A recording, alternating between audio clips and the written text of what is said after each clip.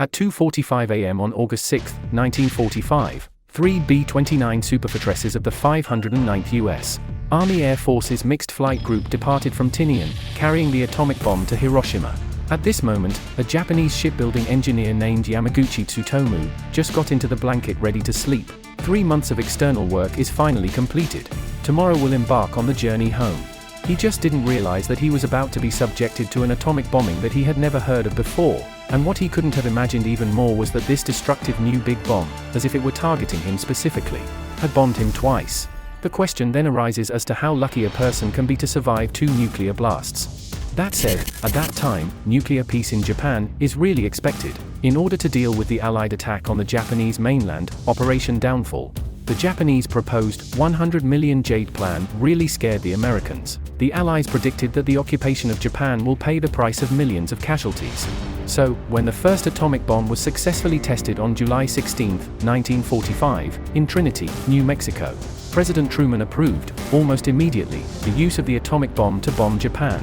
On August 1, the atomic bomb, codenamed Little Boy, was assembled and ready for use. After careful deliberation, Lieutenant General Leslie Groves, the general in charge, decided to target Kokura, Nagasaki, Niigata and Hiroshima for no other reason than that these 4 cities had not yet been bombed too badly by the Allied bombers. At the same time, our Japanese engineer, Yamaguchi Tsutomu, had been on a business trip to the Hiroshima shipyard for more than 2 months, and his heavy workload was coming to an end, so he booked his train ticket home on August 6 early. At 1 a.m. on August 6, 3 U.S. Army weather planes took off from Tinian for forward weather reconnaissance to Kokura, Nagasaki, and Hiroshima, with Niigata excluded due to determined weather reasons, of which Hiroshima was expected to have high hopes, with 43,000 Japanese troops stationed here, as well as the Japanese Second Army Command here, and more importantly, Hiroshima's flat topography, which helped to maximize the destructive power of the atomic bomb. In charge of scouting the weather in Hiroshima is a B-29 called Flush, on which the crew curses. In fact, they are the original candidates to carry out the task of dropping the atomic bomb. But these people are too good, but politically not pass. A few days ago in the sky above Fukushima, using the code name Pumpkin simulation of the atomic bomb practice bombing, they privately decided to transfer the big bomb to the Tokyo Imperial Palace. Want to blow up the Emperor to pull to, directly to the US military command jumped up high scared. Luckily, the bomb was eventually thrown in the wrong direction and did not hit, and now the task of dropping the atomic bomb is not to be pondered, and they were punished for acting as weather planes to go out for reconnaissance. At 5:55 a.m., after a 3-hour flight, the 3 B-29s following the Flush weather planes arrived over Iwo Jima, where they shared the mission of dropping the atomic bombs. The Enola Gay was responsible for dropping Little Boy, while the Great Artiste carried the instruments to measure the explosive yield. The Great Artiste carried instruments to measure the explosive yield. The Necessary Evil took photographs to observe and record the effects of the explosion.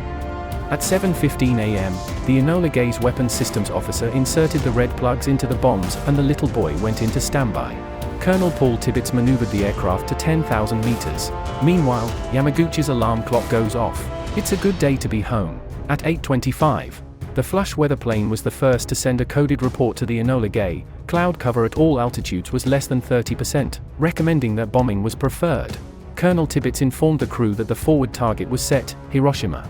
When the Flush weather planes appeared over Hiroshima, Tsutomu Yamaguchi, who had just arrived at the train station, was not frightened by the blaring air raid sirens, as these American planes had overflown Hiroshima many times without attacking. This time was no different, and the sirens were quickly lifted, but Yamaguchi Tsutomu suddenly realized that bad things. He got up too early in the morning, and left his personal seal in the dormitory of the unit in a daze, which is as necessary as an ID card everywhere. The train looks like it's not going to make it, so a chagrined Yamaguchi has no choice but to return to the shipyard. 3 kilometers from his shipyard was an unusual, T-shaped 3-way bridge called Aioi Bridge, and this bridge was the target the Enola Gay was looking for.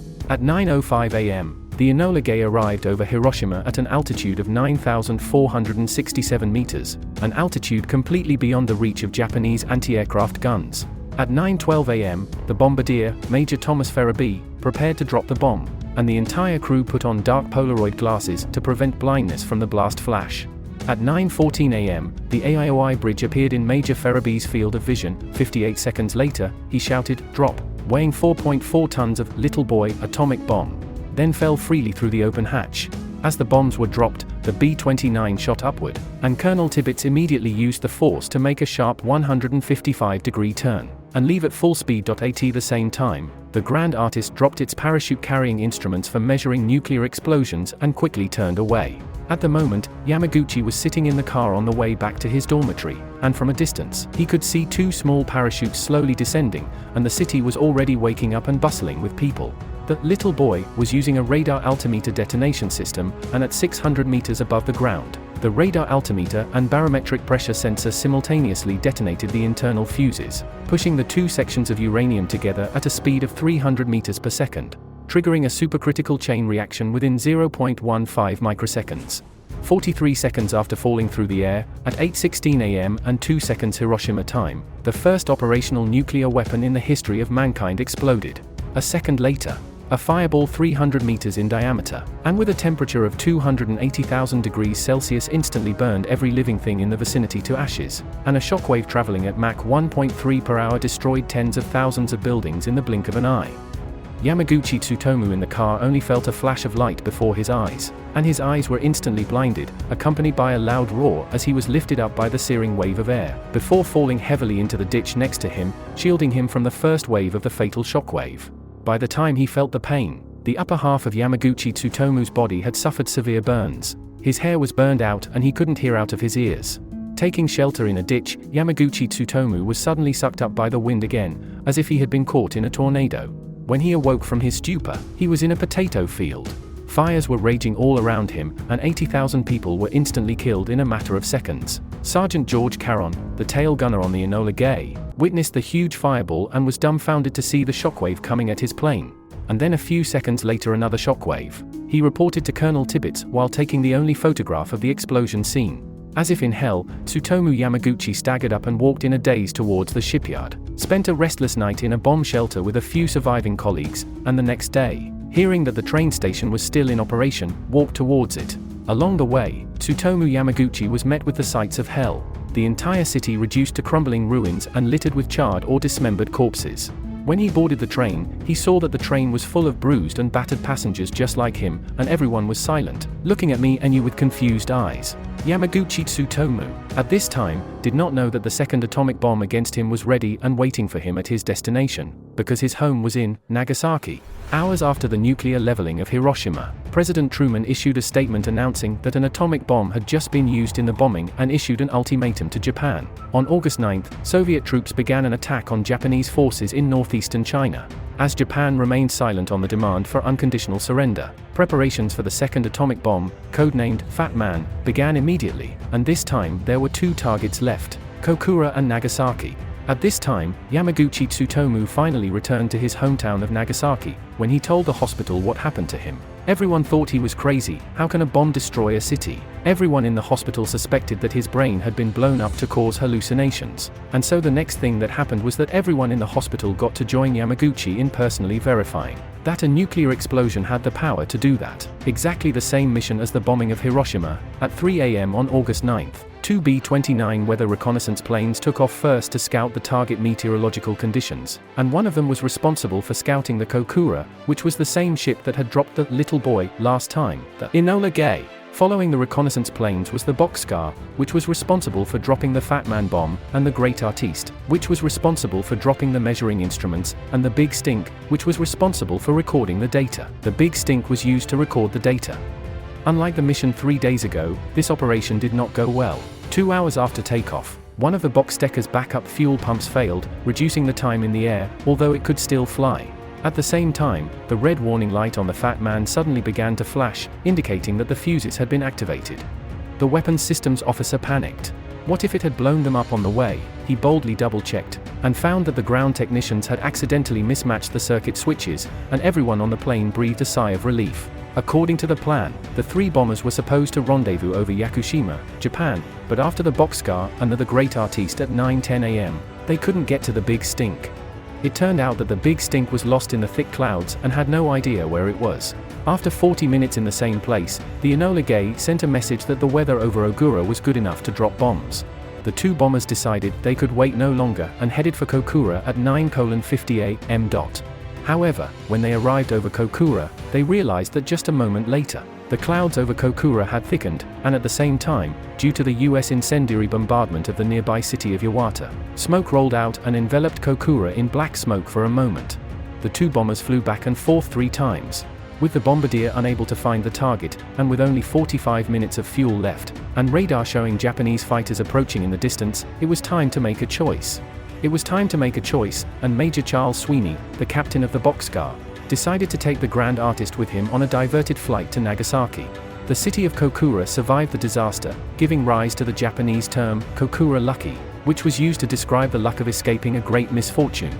34 minutes later, the 2 superfortresses arrived at Nagasaki, but Major Sweeney was disappointed to find that the weather conditions were not good either, and after consulting with the crew, he decided to take his chances with a flight over the target, and if the bombardier still couldn't find the target, he would have to abort the mission. At 11:58 a.m., the Boxcar began to approach Nagasaki. In the thick clouds cannot see anything, only the use of radar navigation, but in passing the scheduled bombing point, the bombardier Captain Behan suddenly found 3 kilometers ahead of the clouds, there is a small gap. He thought that the opportunity is not to be lost, using this small gap is enough to identify the target characteristics.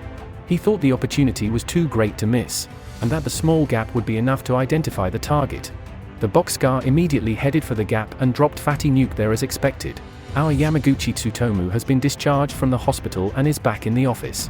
It's only 3 kilometers from the center of the Fat Man's explosion, just like last time. Unlike Little Boy, Fat Man was a plutonium-centered implosion-type bomb in which the nuclear charge was brought to a supercritical state by centripetally focused compression waves.